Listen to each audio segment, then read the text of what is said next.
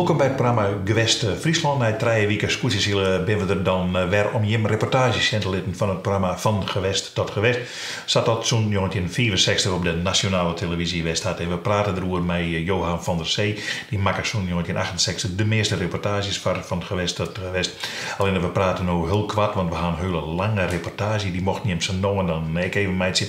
En dit is makken oer Grietje Kooistra Wallon. Ja, een vrouw van de Merken. De Merken. Ja. Mooi, hè? Ja, prachtig. Ja, er zitten zulke mooie dingen in. Ja. Wij zeggen ze helemaal niks, wij laten de reportages in.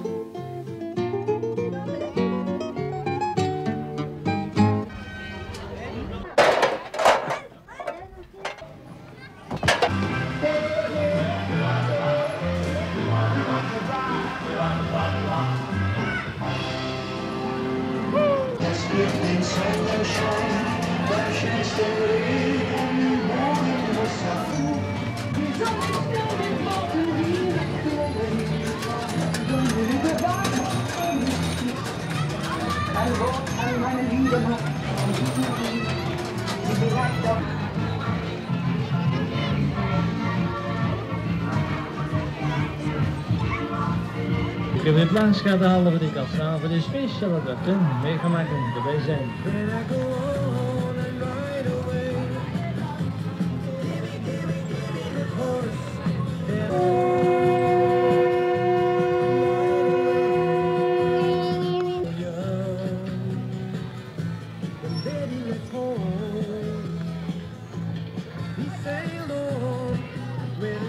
De kermis, daar gaat dit programma over.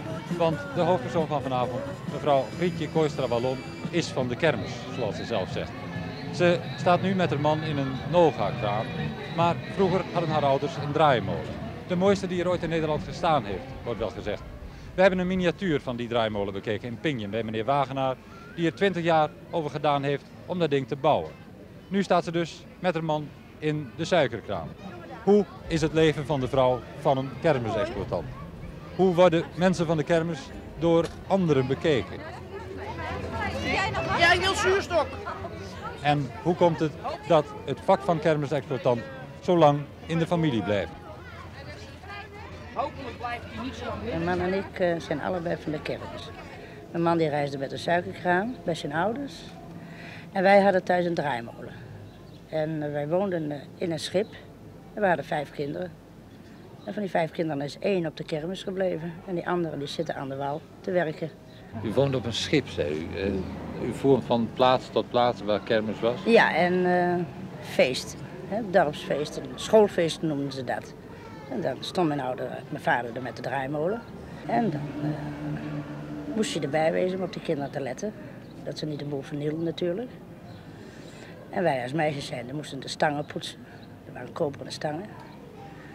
Ja, dat van jongs af aan. En het orgel schoonmaken, de paarden sponsoleer doen. Ja, de zaak mee onderhouden. En mijn broers die bouwden mee op toen ze ouder begonnen te worden. Dat was over het algemeen in Friesland reisde u toen? Ja, wij reisden helemaal alleen in Friesland. Om die afstanden waren natuurlijk wel voor een schip. Nu is het klein, maar voor een schip was het toen een bepaalde afstand. Hè. Je had soms een dag varen om ergens te komen. Als je tegenwind had, moest je nog een beetje trekken ook. Dan liep onze oudste jongen, mijn broer, die liep dan in de lijn met de knecht en mijn vader. En wij als meisjes zijn, waren natuurlijk een stuk jonger. En dan waren we vreselijk jaloers dat die 3 mannen daar op dat land liepen, langs die trekvaart. Nou, dan mochten wij dus nog enkele keer mochten wij dan ook wel meetrekken. Maar liever had mijn vader het niet, want we waren dan nog veel te jong. En we konden nog genoeg werken in ons leven, zei hij dan. Als u nu naar aan die tijd terugdenkt, was het dan een fijne tijd? Of? Ja, het is, bij mij persoonlijk is het zo overgekomen, de jeugd, dat ik leef er nog alle dagen van. Ik put er elke keer nog, als ik in de put zit, en haal ik mijn energie nog uit mijn jeugd vandaan. Zo mooi heb ik het gehad thuis. Dat is meneer Wagenaar. Dan Wagenaar. Ja, de nou Kooistra nou. Ja, Dit is nou Kooistra. En ik weet wat Dit is Kooistra, ja. Ach, man. Prachtig. Eerst ermee. Ja, hij is inderdaad keurig. Meisje in de bel. En ik draai de stang. En ja, Prachtig hoe hij dat zo had, man. die bakken, Ja, die bakken, oh, met die spiegels. die bakken, daar En ben die ik, popjes. de hek van de laatste van de winter ben ik naar Joost toe gegaan. Ik zei, Joost, ik moet foto's hebben voor die bakken. En dan hebben we de bakken van de boven gehaald. En dan hebben we foto's en ik ga ze weer opmeten. Kleurenfoto's ervan gemaakt. Nou, en dan ben ze net klaar. Schitterend, schitterend, schitterend, schitterend. En dat orgel. Prachtig. Ja. Dit is zoals Theo Sint-Peert. Zat hij altijd op. Ja? De broer. Ja. Mocht geen één opzetten uit de Nee, draai. dus dat was Sint-Peer. Ja. En dan was ik kwaad. Dus zei hij eraf vooruit. Dus ja, dat was nog zo'n kereltje Ja, van jaren ja, 5, ja. hè. Toen hij ouder werd. Nou, ik heb er wel wat werk van gehad om te krijgen. hoor. Ik vind het geweldig. Die stangen ook en de rand. Moeke die draaide de mul, hè? Ja, mijn moeder zat altijd in de kast. Ja, die draaide de mul. Mijn moeder die regelde dat altijd en mijn vader stond er altijd aan zijn trotse pauw omheen. Die man die had goud in de vingers had. Ja, die stond er altijd aan zijn trotse Want pauw. als je dat nagaan, wat die man allemaal... Maar Ja, had hem dat schilderwerk en dat houtwerk, die man had hem toch Ja, die had van hij begin af aan helemaal zelf gemaakt. weer vermaakt. Wij hadden ook veel vrienden, vriendinnen en vrienden onder de burgers. De mensen van de Wal. En Mensen van de Wal. Ja, wij woonden op een schip, hè, dus iemand die in een huis woonde, dat was voor ons iemand van de Wal. En dat is natuurlijk altijd zo gebleven. Nu wonen we in een woonwagen, maar het is toch nog vaak dat je zegt, ja, die mevrouw van de Wal, hè, als je over iemand spreekt. En burgers, dat zegt u geloof ik ook. Ja, dat is, die mensen die kijken zo vreemd tegen ons aan, want ze weten helemaal niet hoe leven dat we hebben. En het is ook zo, je bent ergens een week en je haalt heen en weer. En je werkt en dan ga je weer weg en dan hebben ze weten van je leven niks af. Dat is eigenlijk heel gewoon. Maar toen we jong waren, zo'n jaar of 16, dat was wel werkelijk een moeilijke tijd. Ja, want dan hebben ze het nu moderne tijd, dat ze zeggen discrimineren over die zwarte mensen. Nou, die mensen hebben het hier in Nederland altijd gedaan. Hè. Ik heb het zo als kind aangevoeld en toen ik jong was, zo'n jaar of 16, ja, je ging ergens dansen en zo. Ze zei, nou, die is van de kermis hoor. Ik bedoel maar, dan kon je, ik vind niet erg dat ze dat zeggen, maar de toon kun je aan horen dat je er niet bij hoorde. Dat je iets anders was, dat je ouders daar, dat je een ander beroep uitoefende. Een minderwaardig beroep? Nee, helemaal niet. Voor mij persoonlijk niet, voor mijn vader niet. Wij zagen het thuis zo niet. Het was ons leven, we verdienden er ons brood mee. We hadden het goed, we hadden een hartstikke fijn gezin. Dat denk je daar niet aan. Hè? Maar ik heb er ook wel gehad dat je dan die kinderen, dat je in de winter naar school ging. En dan had je die meisjes van de Wal en die woonden dan niet zo ver af. En dan haalde je die op en dan stond je daar voor de deur te bellen. En dan wist je dat die kinderen nog in huis waren. En toch mocht je niet met die kinderen vanaf dat huis lopen naar die school. Nee hoor, ze waren niet thuis. Dat was iets typisch. Daar blijf je natuurlijk ook altijd bij. Ik zal ook daarom, dat heb ik altijd bij me gehouden. Ik zal nooit een ander onnodig beledigen.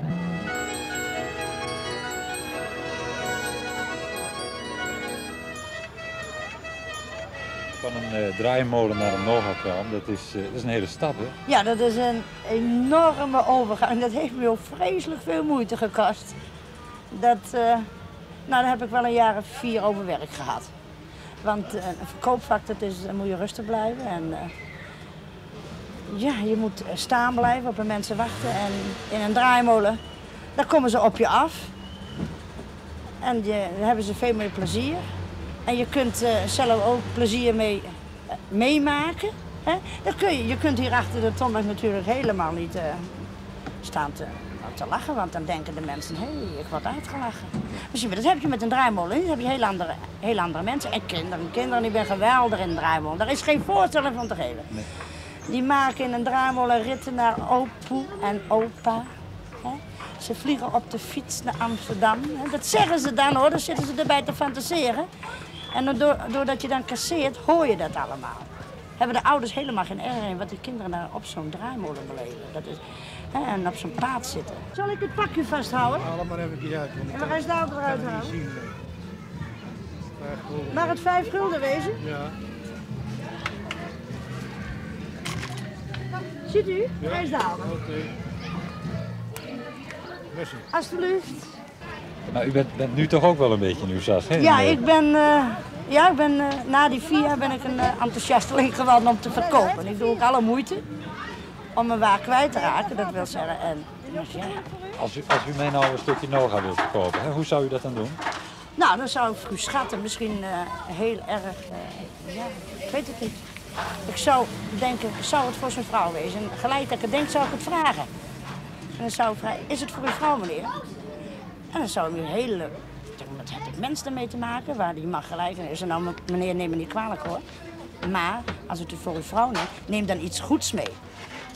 Want als je thuis komt en bij de prijs vergeten en die vrouw eet er lekker van, dan krijgt u een pluimpje, ik niet. Hè? En dan denk je, verrek, het was wel duur. Maar ze genieten ervan. En dan kom je ook weer terug. Een zachte mevrouw? Ja. Welke prijs? 1,50? Een gulden? Dat is 1,50. Dat is 1,50. U heeft Noga, maar ook kaneelstokken en ja, een heleboel dingen. Dat zijn eigenlijk allemaal typisch kermisdingen, dacht ik. Hè? Ja, dat is een heel kermisartikel. Een zachte kaneelstok bijvoorbeeld. Dat is een artikel, dan is het op het ogenblik misschien ook wel met die valse gebitten. Ik weet het niet hoor. Dat is een veel gevraagd artikel op de kermis. Maar het is ook een lekkere stok. Want je breekt hem af en je doet hem in de mond en hij smelt weg. Je hoeft hem niet op te kauwen. Zo hoort een zachte kaneelstok te wezen. Nou, je hebt je bijvoorbeeld in Groningen, daar willen ze graag een harde kaneelstok hebben. Maar dan moet het ook keihard wezen, dat als je hem slaat, moeten eigenlijk die splintertjes eraf vliegen. En dan is het een harde kaneelstok en die is ook heerlijk. Alleen het procedé is heel anders natuurlijk. Alsjeblieft, dank u wel. 3,5, 4, 5,5. Mevrouw, alsjeblieft, dank u. Is er nou een behoorlijke boterham mee te verdienen, mevrouw Kooistra? Nou, ja, ik kan wel zeggen een knappe boterham. Niet overdadig dat we alles kunnen doen, maar we kunnen ons gezin behoorlijk onderhouden. En onze kinderen een beetje laten leren wat ze uiteindelijk prettig vinden, maar ze komen toch altijd dan weer op de kermis terecht. Wat het is, je weet het niet, maar ik moet zeggen, je bent 6 jaar op school geweest en dan, je bent een jaar bij de baas geweest. Ook wel leuk, daar niet van. En met veel plezier wat gewerkt thuis hoor, maar toch, je voelt het gewoon van binnen, ik weet het niet. Het is een abnormaal gevoel, je zit nou, ze kunnen van mij allemaal de pot op zo gezegd en we gaan mee. En je begint voor jezelf met de tijd of je begint helemaal niet voor jezelf, je gaat gewoon methodes mee.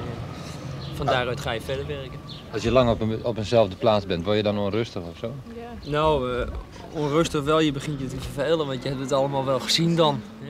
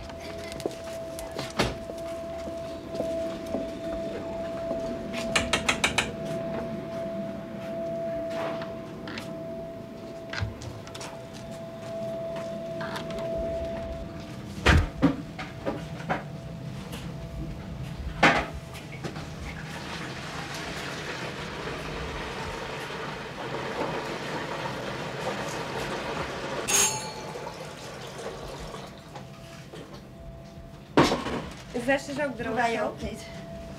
Nou, vrienden bedankt voor het water halen. En mag ik haast mijn vest weer terug? De kinderen komen er zo bij. Ja, die zit lekker in de droogtrommel. Hartstikke bedankt, hè? Ja, daar.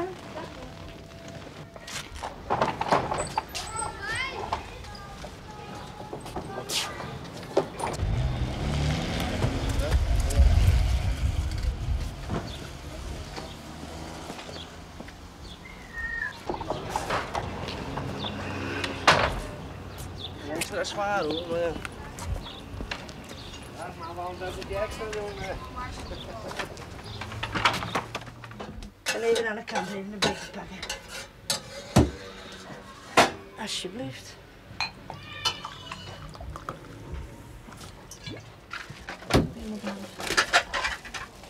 Allemaal? Nou, eerst de helft, hè, want anders dan... Zo. We stonden een keer in Laren. Het was voor de kermis, dan stonden we in de woonwagen. En de kinderen van ons waren ook de klein 4 kinderen, die speelden wat ermee. Toen kwam er een moeder met 2 kinderen aan. En ze zei, kijk, zegt die moeder, moet je zien. Hier is nou net zo'n woonwagen als People hebben. Nou, die kinderen zeiden ja. Toen vroeg die mevrouw of ze nog even naar binnen mocht. Nou, ik zei, natuurlijk mag dat wel. Heeft ze nog even binnen bekeken en die kinderen waren gewoon enthousiast. Maar sinds die tijd dat die People op die televisie is, zien de kinderen anders tegen ons aan. Ze zijn niet meer bang. Want jonge kinderen is natuurlijk ook zo. Vreemd, iets wat anders is als gewoon, zijn ze een beetje angstig voor. Ze vertrouwen je niet. Dat is heel normaal. Een kind zijn vertrouwen moet je ten eerste altijd winnen. Hè? Maar doordat ze van kinds af aan dat niet gewend zijn, houden ze die angst. Hebben ze die mensen altijd die angst gehouden voor die vreemde mensen in die woonwagens, voor die vreemde mensen van die kermis. En die mensen die schreeuwen altijd op de kermis. Hè? Die mensen van de kermis die schreeuwen. Ja, dat is ook zo. Dus wij schreeuwen ook altijd. Wij kunnen haast gewoon niet meer normaal praten. Want we zitten altijd in het lawaai. Hè? Wij werken altijd gejaagd. Hè? Wij gaan op tijd opstaan. En vooral met als je kleine kinderen hebt, en nu nog wel. Dan denk je, dan moet ik om zo laat koffie drinken. Want straks moeten we op gauw boodschappen halen. Doe, schiet op. Doe het een beetje sneller. Zit niet te zeuren, vraag niet zoveel. Hè? En dat gaat dan gewoon niet meer met een zachte stem. Dat gaat gewoon schreeuwen, daar heb je zelf helemaal geen erg in. Alleen als ik eens bij iemand op visite zit en in een huis, als u uitgenodigd wordt, dan denk ik dan een beetje rustiger, een beetje zachter die stemmen. Dat valt niet mee hoor, dat is ontzettend moeilijk is dat.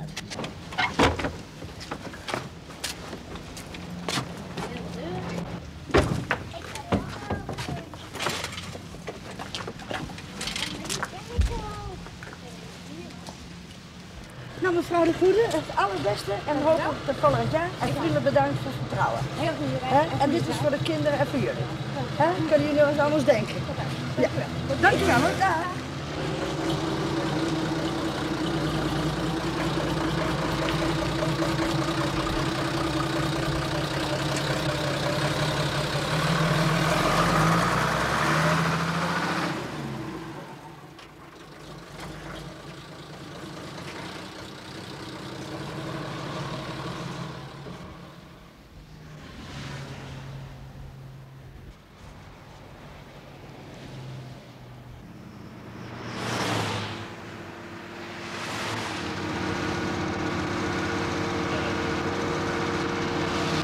Bij dit bos staan?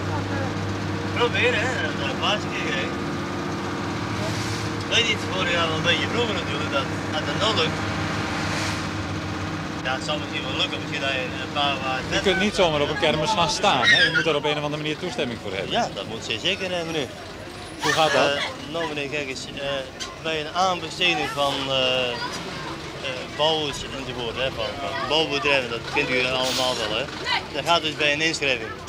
Bij ons gaat het eigenlijk op precies op dezelfde manier, alleen met die verstanden dat bij die aanbesteding van aannemers, dan moet eigenlijk de laagste inschrijver de prijs kunnen winnen. En bij ons wordt het juist andersom, wat de hoogste.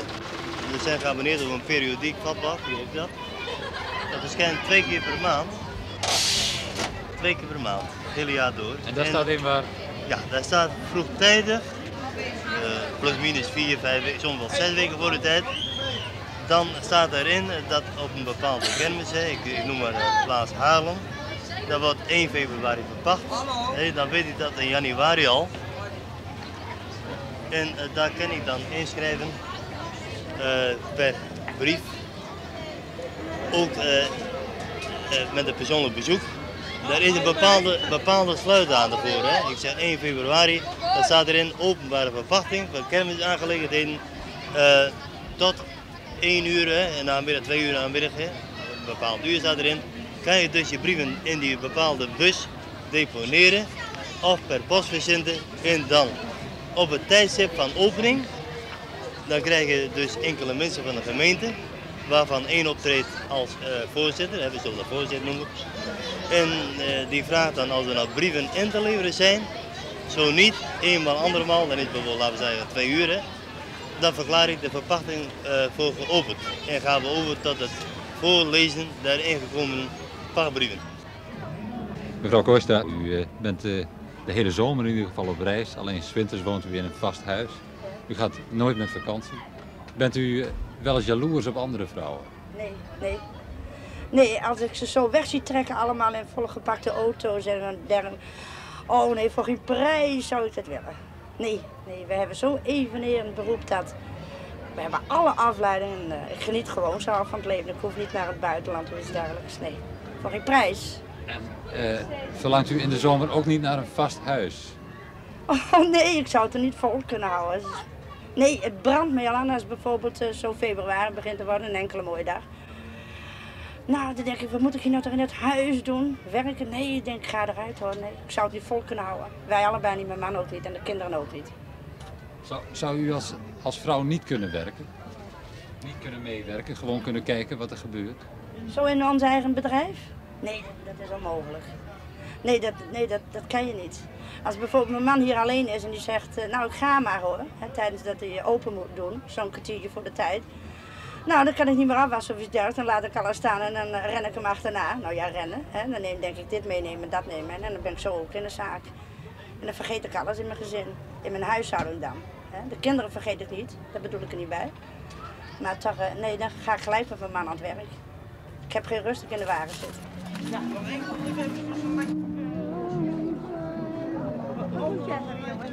Ik ga het bakje rondjes.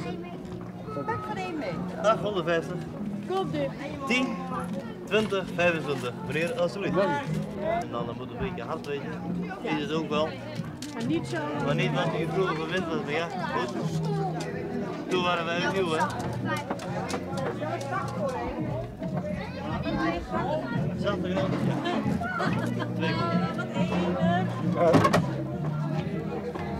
Nou, geef mij zo'n pakje. Zo eentje. Ja.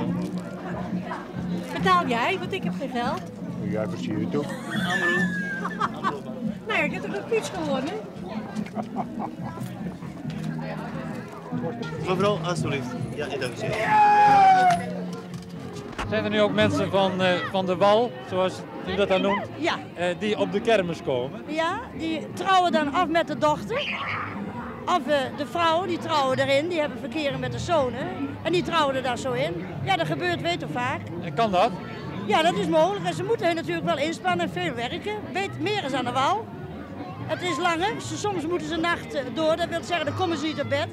En dan staan ze andere dagen op andere kermis. En ja, dat moeten ze even wennen. En dat moeten ze kunnen opbrengen. Maar er zijn wel mensen van de wal die slagen op de kermis. Ja, omdat ze in de regel de vrouw van een kermisbedrijf hebben. En die wil niet anders. Dus moeten ze wel doorgaan om zo succes te hebben. En als ze doorgaan en ze doen hun best, kunnen ze ook wel een boterham verdienen.